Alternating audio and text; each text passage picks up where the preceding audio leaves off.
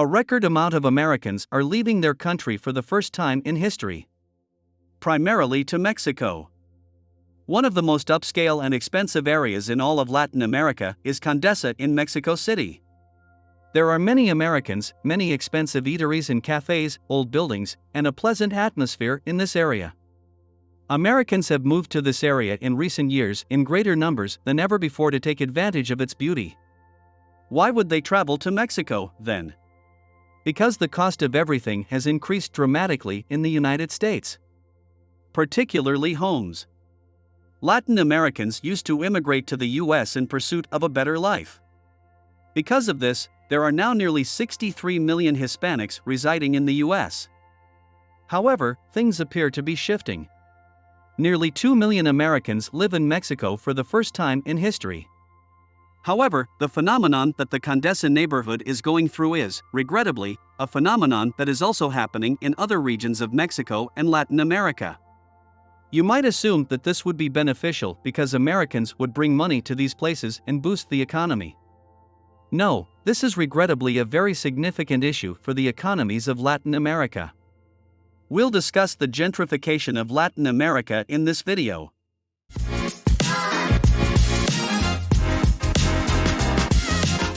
The United States is a representation of prosperity, safety, and the fulfillment of the American ideal. Throughout its existence, the nation has been populated by millions of immigrants.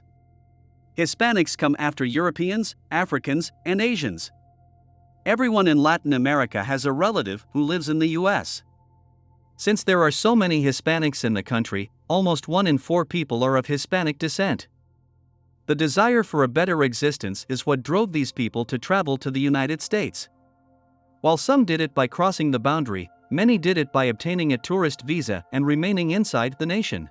Whatever the cause, the overwhelming majority of Hispanics living in the United States can attest to the fact that their financial situation is significantly better here than it is in their native country. But things are altering for the first time in history. In the past, if you put in work, saved money, and tried hard enough, you had a decent chance of being able to buy or rent a nice house. But recently, things have dramatically changed. Home prices in the United States have been rising steadily. Just 10 years ago, the average home in the US was worth about $250,000, while today that same home is worth almost $450,000. In other words, the price of a house has almost doubled in a matter of 10 years. But here is the big problem: wages have not doubled. Here in this graph you will see how wages in the US pay per hour. In orange you will see how wages have grown in the US over the last few decades. That means almost 60 years ago the average hourly wage was $3, while today it has risen to $23 an hour. But here in blue you will see the wages adjusted for inflation, that mean the rise in prices of things. As you will see, this wage has remained at the same level as 60 years ago. Therefore, even though American wages are significantly higher than those in your nation, living there would still be difficult on these earnings. In the United States, rents are at an all-time high.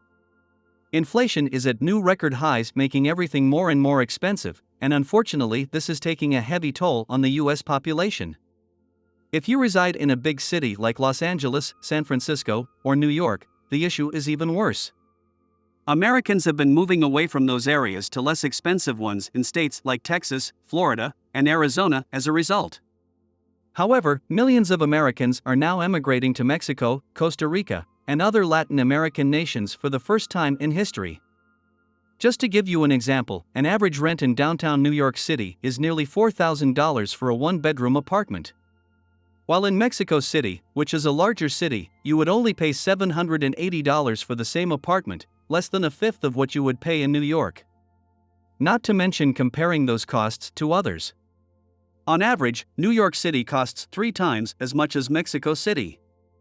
Naturally, New York wages are higher than those in Mexico City. The average monthly salary in New York is $6,100 after taxes, while in Mexico City it is $713. So here the ideal would be to have an income like in New York but in Mexico City. But the big query is it possible to survive in Mexico City while earning such a salary? Everything has altered since the pandemic. Few people would have agreed to hold a virtual meeting using WhatsApp or Zoom before the pandemic, but because the pandemic made us all remain at home, businesses were forced to adjust to the digital world. Today, it's possible to conduct virtual meetings, conduct online interviews, sign official papers electronically, and even conduct a virtual wedding. Additionally, this sparked a new fashion during the pandemic: the practice of keeping the same salary while living distant from one's place of employment. This led many families to relocate to smaller towns from large urban areas with little natural beauty and skyrocketing housing costs, such as New York and San Francisco. Here, one could have a big home, live close to nature, and pay much less for housing.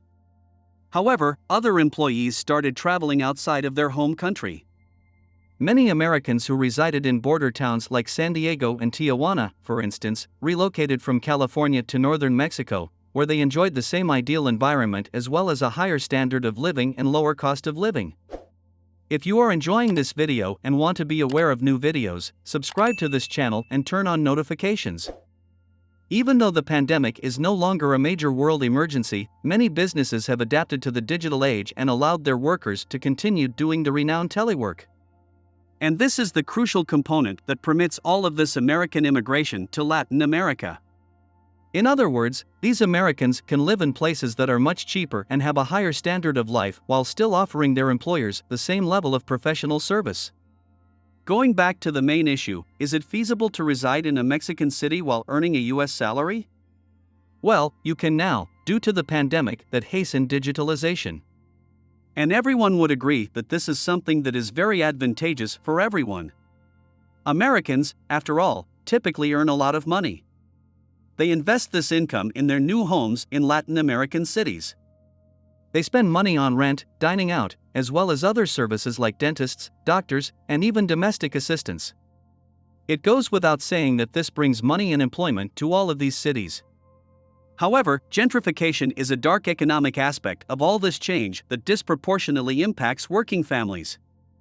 The term gentrification refers to a process of urban and social rehabilitation of a depressed or deteriorated urban area that results in the gradual eviction of the neighborhood's poor residents in favor of those with higher social and economic standing. To put it simply, the wealthy eject the poor population to other neighborhoods by moving to a less expensive area that is inhabited by the latter.